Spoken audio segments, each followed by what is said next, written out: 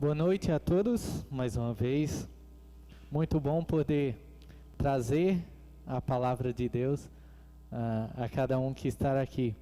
Como muitos sabem, nos últimos 3 anos passados, eu estava no seminário e durante o seminário você vivencia muitas coisas, muitas experiências por lá. E também você vê muita gente nova entrando e as reações de cada um. É interessante quando todos, na realidade, chegam no seminário, a alegria está estampada.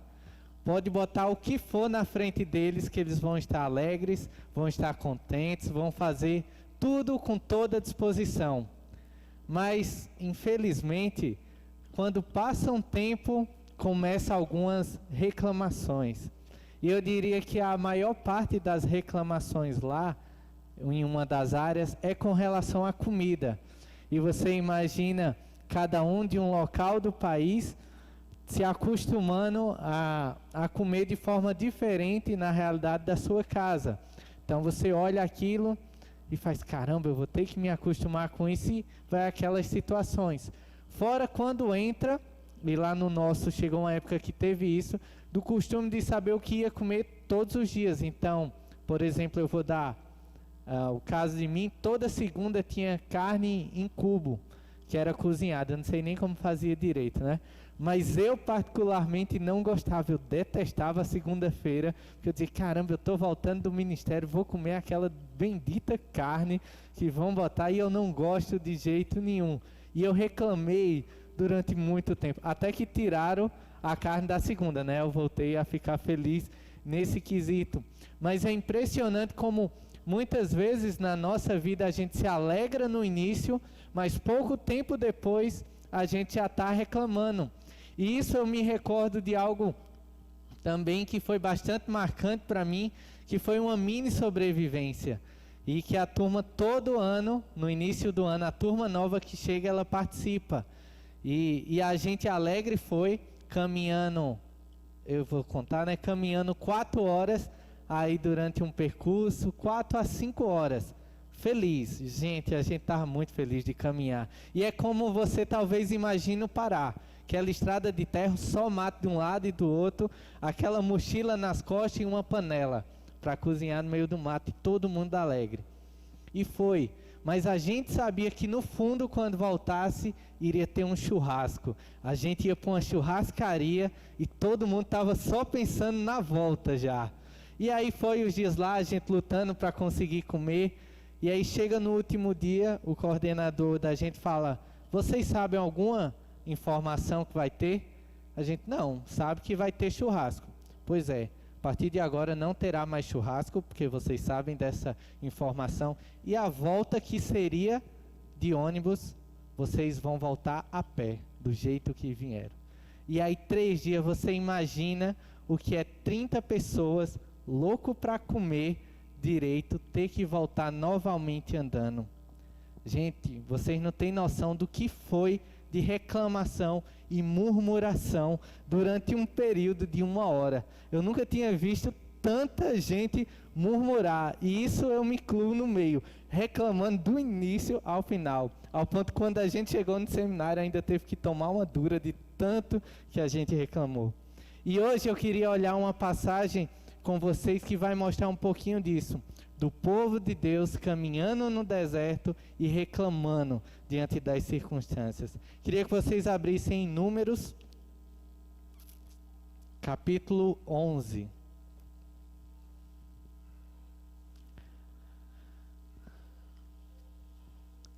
Números, capítulo 11. A gente vai ler do versículo 1 ao versículo 15. Números 11, do 1 ao 15. Diz assim a palavra de Deus.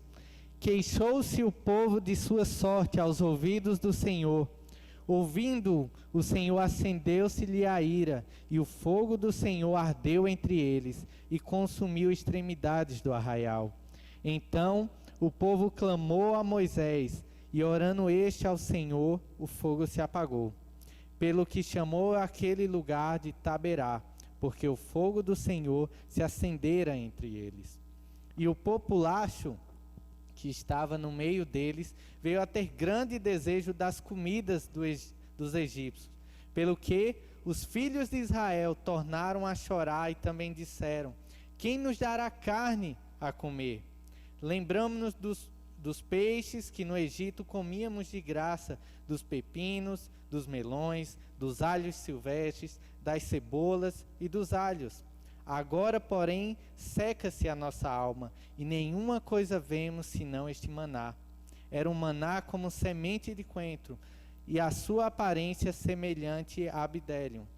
Espelhava-se o povo e o colhia, e em moinhos o moía, ou num grau o pisava, e em panelas o cozia, e dele fazia bolos. O seu sabor era como de bolos amassados com azeite. Quando de noite descia o orvalho sobre o arraial, sobre este também caía o maná.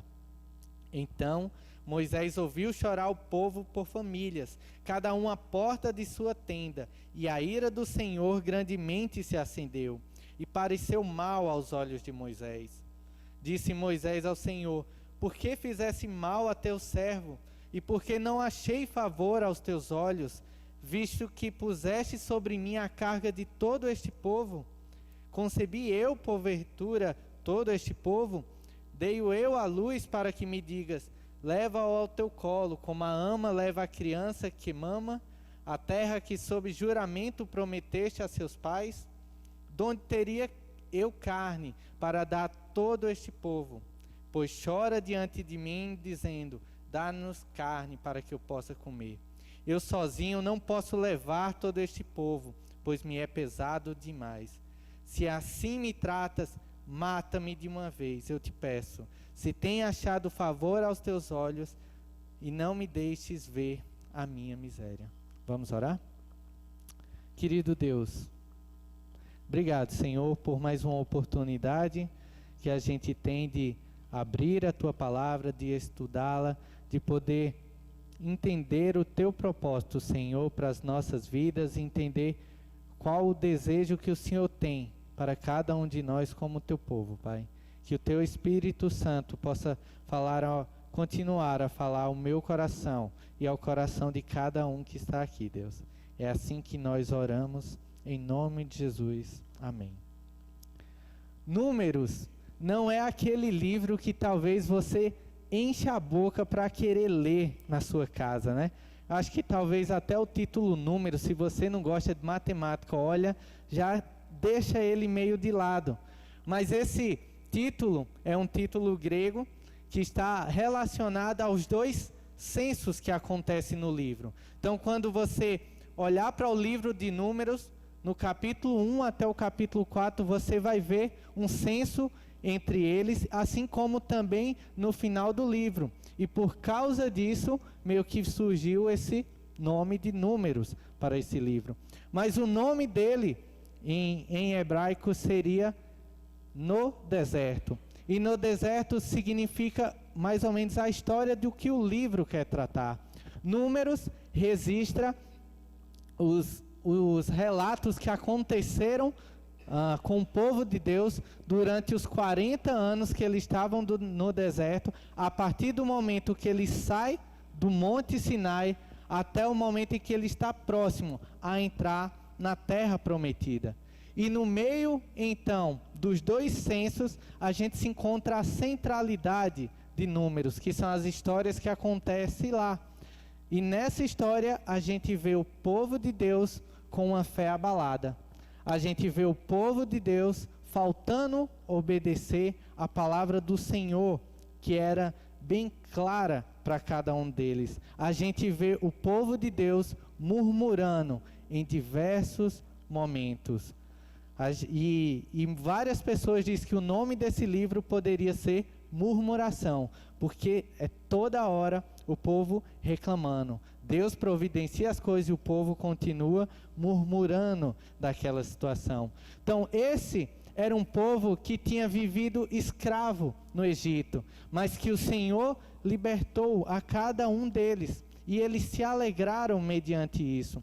e vão aos sinais e ouvem os mandamentos do Senhor. Ali provavelmente era uma região um pouco mais fértil e talvez eles tinham algumas coisas. E aí, mediante isso, a gente vê que o povo, durante a caminhada, se distancia de uma fé genuína. Por quê? Porque eles tinham medo da provisão do Senhor em relação às suas necessidades diárias, assim como eles tinham falta de fé na segurança que levaria do local onde eles estavam até a terra prometida e a segurança na própria terra prometida, por assim dizer.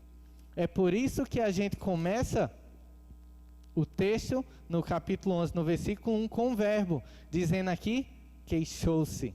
O povo se queixou. Em outras palavras, poderia dizer, o povo então murmurou. E essa palavra, na forma como ela está aqui, ela só aparece 2 vezes na Bíblia.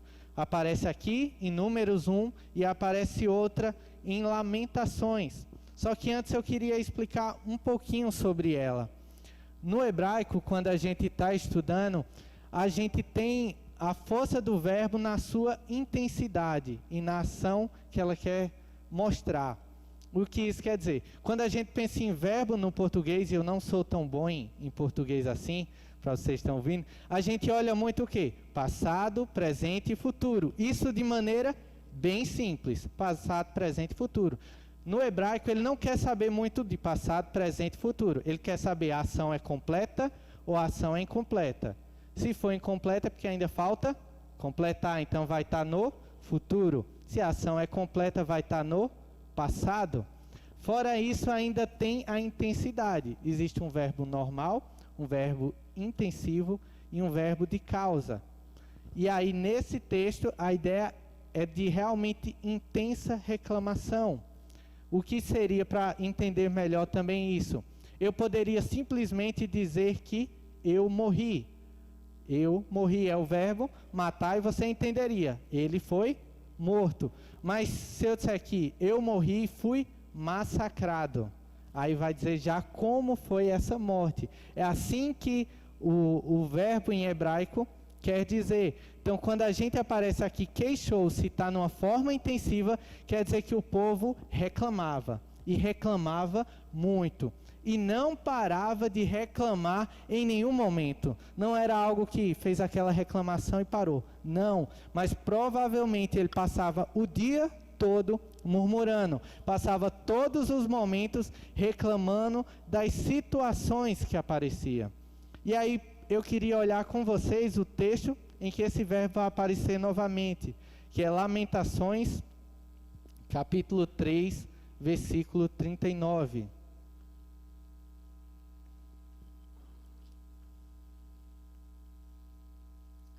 Lamentações,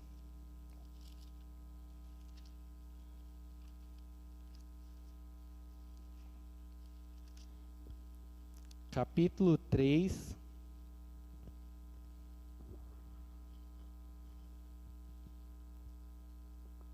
versículo 39. Diz assim a palavra de Deus: porque pois se queixa o homem vivente, queixa-se cada um dos seus próprios pecados. Mais uma vez, porque pois se queixa o homem vivente, queixa-se cada um dos seus próprios pecados.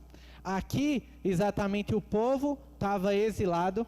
E Jeremias, falando nessa situação, ele está dizendo: por que vocês reclamam? Por que vocês estão murmurando? Se vocês merecem isso que está acontecendo com cada um de vocês, é por causa do próprio pecado que vocês estão sofrendo por isso. E eu diria, muitas vezes a gente murmura por causa do próprio pecado que está em nosso coração. E era isso que esse povo estava fazendo. Devido aos seus interesses, ele estava reclamando da sorte que tinha acontecido com eles. Já estava reclamando porque tinham saído do Egito, de um local onde eles viviam escravos. E o texto lá em Números 11, quando a gente vai ler, diz que isso chegou aos ouvidos do Senhor.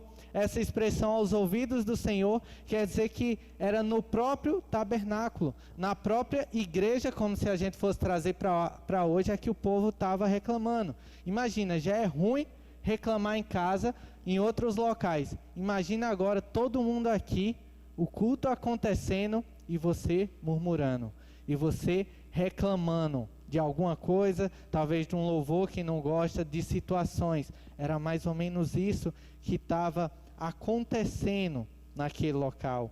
A murmuração começa a sair dos seus lares e começava a entrar também na porta da igreja naquele momento, né, do tabernáculo naquele. Ao ponto que o versículo 2 vai dizer que a ira do Senhor se acendeu. A ira do Senhor se acende para eles e por causa disso vem o fogo e consome todas as coisas. O fogo na Bíblia é sempre um sinal de atividade divina, que pode ser tanto para bênção como para maldição. A gente pensa em fogo, lembra só de destruição, mas muitas vezes o fogo também foi usado para mostrar bênção, para mostrar a aprovação do Senhor com relação a algo. E eu não vou abrir, mas depois você olhar em Levíticos capítulo 9, 24, diante da aprovação de Arão e seus filhos como sacerdotes, o fogo desce naquele momento e eles se regozijam diante do Senhor. Mas você continua lendo Levíticos, no capítulo 10, a gente vai ver que os filhos de Arão já morrem consumidos pelo fogo, porque fizeram da maneira errada. Provavelmente estavam embriagados na hora de fazer isso. Então o fogo naquele momento representou maldição. E aqui Deus desce a sua ira por meio do fogo ao redor do arraial. Não se sabe exatamente o que foi perdido, o que foi destruído, se algo aconteceu talvez de mais grave, a Bíblia não relata. Mas com certeza isso serviu de alerta para aquelas pessoas que estavam ali. Com certeza serviu porque eles tiveram que clamar a Moisés. E Moisés, como paciente, vamos dizer assim, ora ao Senhor e Deus abaixa aquele fogo, apaga totalmente aquele fogo. E aquele local, por causa disso, no versículo 3 vai falar que se chamou Taberá. Para você ter ideia de como isso foi forte nesse local, em Deuteronômio, e eu queria que você abrisse comigo lá, Deuteronômio 9, 22.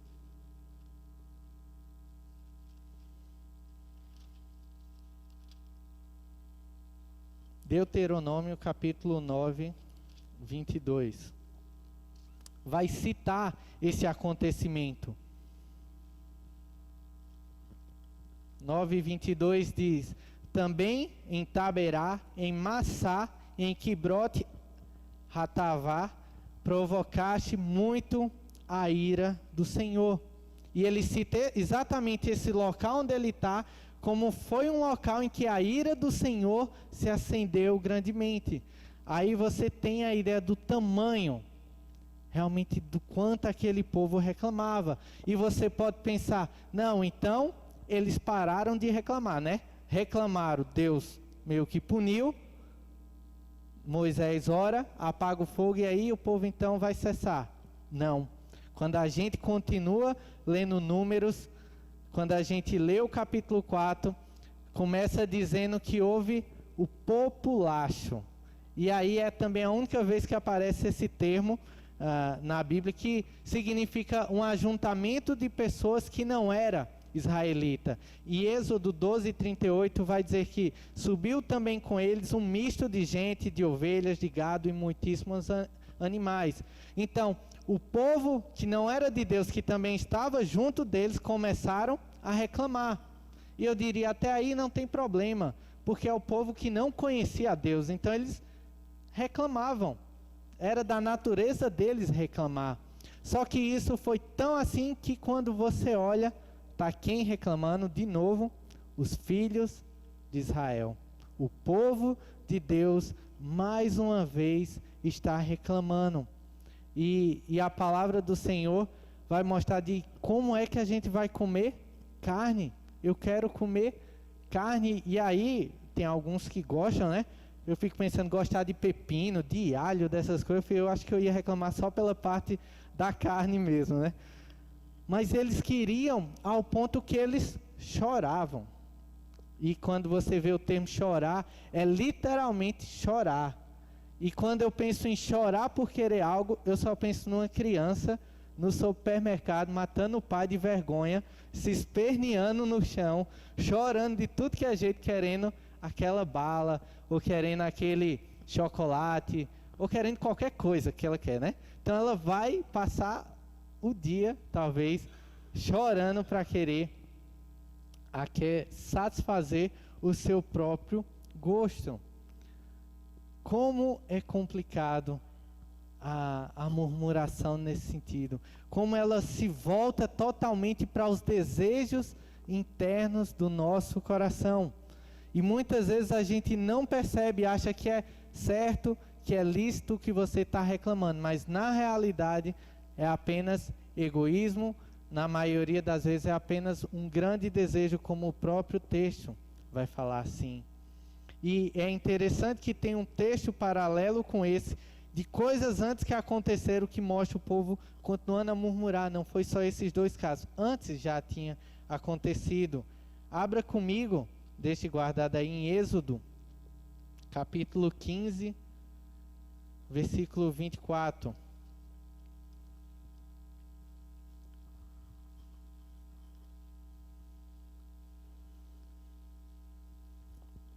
Êxodo, capítulo 15,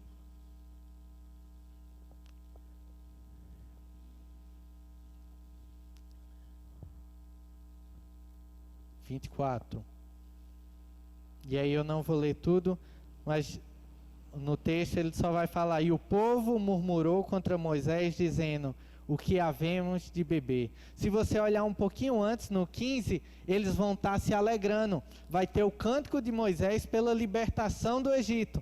E pouco tempo depois esse povo já está reclamando: e agora? O que é que eu vou beber? A água daqui é tudo amarga. Eu não posso tomar uma água dessa, eu tenho que tomar uma água boa, né? Uma água mineral boa. E aí Deus vai e concede isso para eles.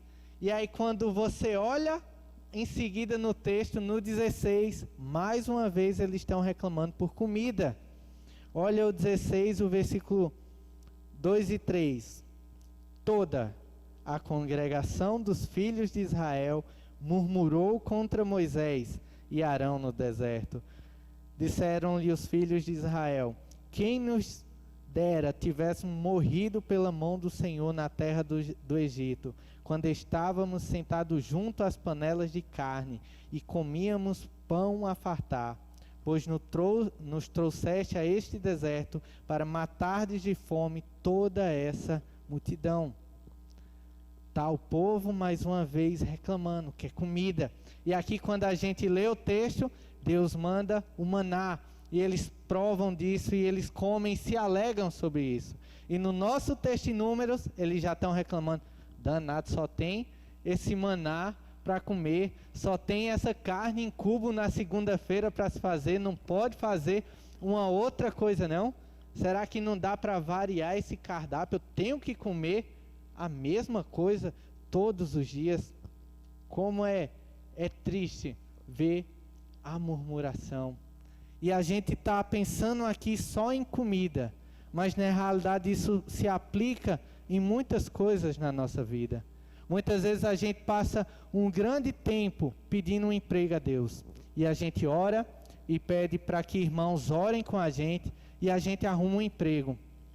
E um mês depois você está reclamando desse emprego, porque esse emprego é muito cansativo, porque esse emprego é muito chato, porque esse emprego é muito estressante, porque esse emprego... E aí você coloca a sua desculpa. Mas você não queria tanto um emprego, talvez você não precisava tanto daquele dinheiro para sustentar a sua carne, porque agora a gente já está reclamando. Porque quando a gente casa, a gente se alegra tanto naquele momento, a gente se alegra tanto no início e depois parece que só reclama da pessoa que está ao seu lado. E aí, às vezes não fica só entre vocês, né? Quando viu, já está entre várias pessoas. Você olha e diz, você não sabe o que está acontecendo comigo, ela só faz desse jeito. E você sabe que não é no tom, muitas vezes, só de brincar, mas você está reclamando porque você não está mais gostando do que essa pessoa está fazendo ao seu lado. E vários outros casos que a gente pode murmurar e murmurar e murmurar. O que eu tenho a dizer é que, no final das contas, quando a gente murmura, a gente está murmurando contra o Senhor. E isso não são minhas palavras, são as próprias palavras de Moisés, dizendo àquele povo que está lá em Êxodo 16:8, para que não fiquem as minhas palavras aqui. Toda murmuração, no fundo, acaba sendo uma murmuração contra o Senhor, contra as coisas que Ele te deu, contra a sua providência. E Deus nos chama realmente para que a gente não murmure. Então aqui a gente viu 2 episódios de murmuração. O primeiro episódio parece uma falta de gratidão por tudo que Deus tinha feito na vida deles. E o segundo, com relação à variedade, vamos dizer assim, de carne, é a falta de fé em tudo que Deus faria no futuro. Deus havia prometido que eles iriam para uma terra que iria ter leite e mel à vontade, e eles não estavam crendo nisso. Eles estavam deixando de lado. E a gente deve ter cuidado para nas nossas vidas, no dia a dia, a gente não seja conhecido como pessoas murmuradoras. Porque quando a gente está nessa situação, muitas vezes a gente nem percebe, mas quem está ao nosso lado é claro em ver isso. E como é difícil estar com uma pessoa que só reclama, com uma pessoa que só murmura perto de você. Como isso diminui a cada um. E pior, a murmuração parece que ela vai contagiando. Eu murmuro com um, depois esse se sente à vontade de já estar murmurando depois, e aí quando viu já está uma congregação toda, talvez reclamando de várias coisas. E Deus nos adverte a não fazer isso. Eu queria que a gente olhasse agora para Filipenses, onde ele vai deixar bem claro isso. Paulo falando para a igreja de Filipos. Filipenses, capítulo 2.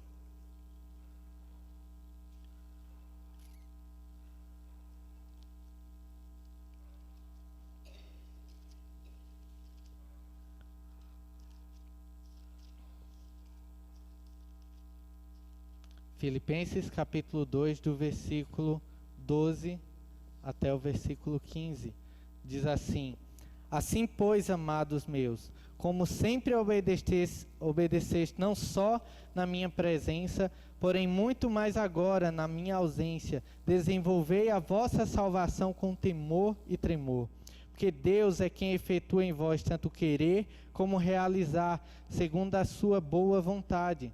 Fazei tudo sem murmurações nem contendas, para que vos torneis irrepreensíveis e sinceros, filhos de Deus inculpáveis, no meio de uma geração pervertida e corrupta, na qual resplandeceis como luzeiros no mundo. A gente hoje não passou pelo Mar Vermelho, a gente não comeu do maná, das variedades aqui que a gente vai ver de Deus mandando, mas a gente desfruta da graça do Senhor, por meio de Jesus Cristo. A gente celebrou aqui, a gente tem sido realmente grato ao Senhor pela sua morte e ressurreição, para trazer vida a mim, para dar muito mais do que eu merecia, para me livrar do pecado. Será que eu tenho uma vida de gratidão a esse Jesus que eu digo servir? Ou eu tenho uma vida igual ao povo do Egito naquele momento, que só murmura, que só reclama, que só murmura, que só reclama e se queixa de todas as coisas? Quando a gente faz isso, o texto vai falar que a gente se torna repreensível, em outras palavras, e a gente não dá bom testemunho para quem ainda não conhece o Evangelho, para quem ainda não conhece a Cristo. Por isso devemos realmente parar de murmurar e ter a consciência que a murmuração causa consequências na nossa vida e também na vida das pessoas que estão à nossa volta. E foi mais ou menos isso que aconteceu com o próprio líder deles. A murmuração foi tanta que gerou pressão para o líder que estava tentando conduzir todo aquele povo no deserto. E aí a gente vê Moisés diante do Senhor se lamentando. A palavra aqui é diferente. Enquanto o povo murmura, Moisés se lamenta. E eu queria logo fazer uma distinção entre murmuração e lamentação. Murmuração a gente já comentou e já viu um pouco. Está sempre, no fundo, ligado a uma ingratidão. Ela mostra um desejo para que os nossos desejos sejam realizados. Aquilo que eu tenho no meu coração, eu quero que se realize de certa forma. E em sua grande maioria, a murmuração está ligada com o outro. Eu vou estar falando para outra pessoa. É difícil a murmuração ser só perante Deus, vamos dizer assim. Normalmente ela vai envolver mais pessoas. Só que a lamentação sincera, ela está relacionada a um sentimento de injustiça que acontece. Ela está relacionada muitas vezes a uma morte prematura que a gente não entende o porquê aconteceu e a gente fala com Deus sobre isso. Pode estar relacionada a uma derrota numa guerra, a um sofrimento prolongado que acontece na nossa vida. A lamentação legítima, sincera, vai estar sempre relacionado ao segredo mais íntimo do nosso coração, aquilo que você guarda e que muitas vezes você deve colocar diante do Senhor. E na maioria das vezes, a lamentação é sempre colocada diante de Deus. E lamentação é diferente de murmuração, porque lamentação, quando a gente olha na palavra de Deus e nos salmos tão cheios, diz, existe uma estrutura. E eu fiquei, caramba, existe uma estrutura até para se lamentar diante de Deus, né? Eu tenho que saber a forma. E aí eu entendi mais um pouquinho da passagem que diz que a gente não sabe nem orar. Porque quando a gente olha os lamentos na Bíblia, eles começam com um discurso, de certa forma, ao Senhor. Elas expressam uma queixa emocional, aquela que você está sentindo. Sempre há uma expressão de confiança no Senhor, há um pedido de ajuda e há uma expressão também de louvor e adoração a Deus. No meio, quando você está se lamentando, colocando tudo diante de Deus, você ao mesmo tempo está mostrando que você confia nele, que você o adora, que você sabe quem é esse Deus que está contigo. Como a gente cantou, você sabe que esse Deus é fiel, e que Ele está ao seu lado, e que Ele cuida da sua vida, que Ele cuida da minha vida em todos os momentos. É por isso que eu chego a Deus e lamento. É por isso que eu chego com o coração e digo, Deus, eu estou dessa forma. E foi assim que Moisés se sente naquele momento. Ele chega para Deus e diz, Senhor, eu não aguento mais. A carga está muito pesada sobre mim. O que será que aconteceu? Como eu vou alimentar todas essas pessoas que estão à minha volta? Eu não consigo.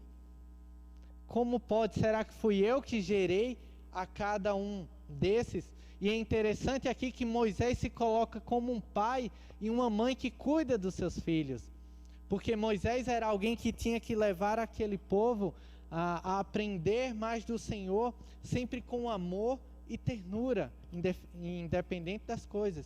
E Moisés não estava mais conseguindo fazer aquilo com amor e ternura, estava sendo pesado para ele. Moisés também tinha que levar aquele povo a obedecer alegremente. E ao contrário de obedecer com alegria, a gente viu o povo reclamando com profunda tristeza. Então, ele se coloca num ponto que ele vai dizer, Deus, se é para continuar assim, é melhor que você tire a minha vida. É melhor eu morrer. E quando a gente olha o texto, lá no versículo 15, aparece o termo que ele queria que Deus o matasse apenas uma vez. Mas no hebraico aparece 2 vezes a mesma palavra. É como ele dissesse, Deus, me mata, eu quero morrer. Moisés estava num momento de grande angústia em sua vida. Um Um momento esse que foi trocado pelo grande otimismo que ele tinha. Eu queria que vocês olhassem Números capítulo 10, um pouquinho antes dessa saída. Números capítulo 10.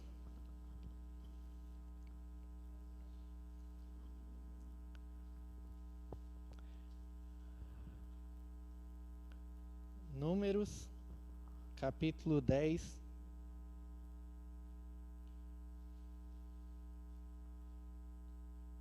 Olha a partir do versículo 29. Números 10, a partir do 29. Disse Moisés a Obabe, filho de Reuel, o medianita, sogro de Moisés. Esse Reuel é o mesmo Jetro que aparece anteriormente. Estamos de viagem para um lugar de que o Senhor disse, dar-vo-lo-ei, vem conosco e te faremos bem, porque o Senhor prometeu boas coisas para Israel. Aqui a gente vê Moisés feliz e chamando outros, venha comigo, venha porque você desfrutará dessas coisas boas. Mas aqui provavelmente 3 dias depois, o otimismo de Moisés foi trocado por uma profunda lamentação. E aqui eu vejo o quanto a murmuração pode causar mal a outras pessoas. O quanto a murmuração não fica só com você, mas ela pode destruir muitas coisas, inclusive a vida de um homem. Mas ele sabia em quem se chegar. No momento de desesperança na vida de Moisés, ele clama ao Senhor. No momento de pressão, ele lamenta diante de Deus. E aí o texto vai continuar e a gente não vai ler por todo, mas Deus responde a oração de Moisés. Deus diz, você agora não vai mais estar sozinho. Levanta 70 anciões e sobre eles eu dividirei essa carga. Você não ficará mais sozinho nesse trabalho. E aqui está mais para o lado espiritual. E Deus também diz, eu vou mandar carne para esse povo. É carne que eles querem, eu vou mandar carne.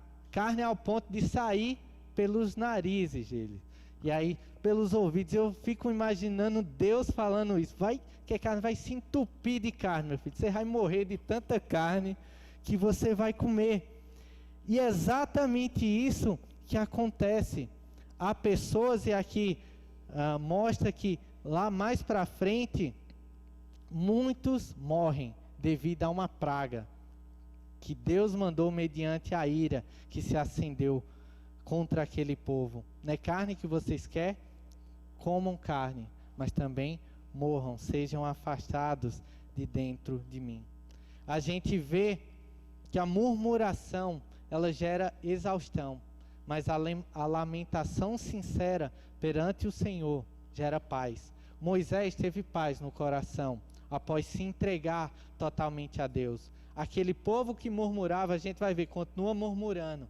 Muitos até morreram por causa da situação, mas isso continuou a gerar exaustão, ao ponto que, desses que estavam nesse censo, nenhum está no outro, a não ser Caleb e Josué, que se provaram, mas todo o resto morre. Essa geração deixou de conhecer a terra prometida, por viver distante dos caminhos do Senhor.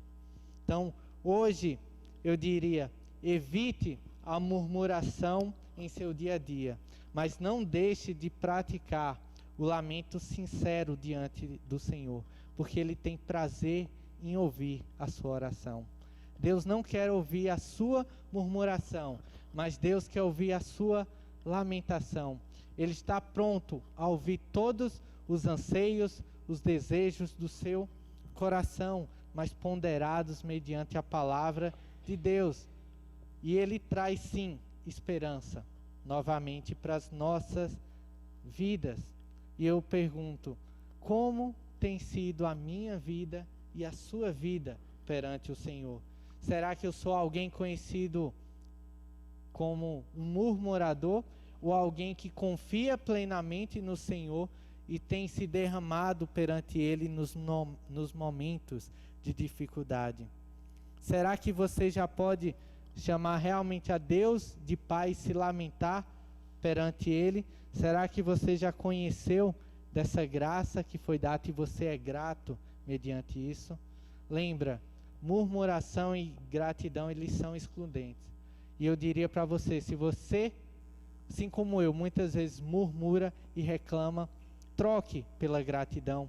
Anote no seu dia, pegue um caderninho e anote os motivos de gratidão que você tem a Deus pelo aquele dia, pelas situações que aparecem, que eu garanto pela palavra do Senhor que com o passar do tempo você deixará de ser uma pessoa murmuradora, mas será uma pessoa que é extremamente grata ao Senhor por tudo que Ele tem feito na sua vida e por tudo que Ele fará e promete para cada um de nós. Vamos orar?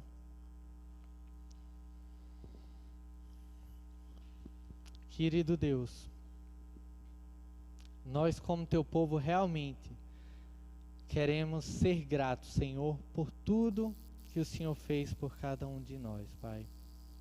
Nós queremos ser gratos pelo Teu cuidado, queremos ser gratos pelo Teu amor, queremos ser gratos pelo alimento que está em nossas casas, na maioria dos dias. Deus, queremos ser gratos pelo trabalho que o Senhor nos deu. Queremos ser gratos, Senhor, pela família que o Senhor nos deu. Queremos ser gratos, Senhor, acima de todas as coisas, por Cristo Jesus, que morreu no nosso lugar para nos libertar, Senhor, da escravidão do pecado. Que, diferente, Senhor, do exemplo que a gente viu aqui, a gente possa ser uma igreja que caminha distante da murmuração, podendo ser considerado irrepreensível perante o Senhor e dando bom testemunho, Pai, de Ti para as pessoas que ainda não Te conhecem. Essa é nossa oração, Deus, em nome de Jesus. Amém, Senhor.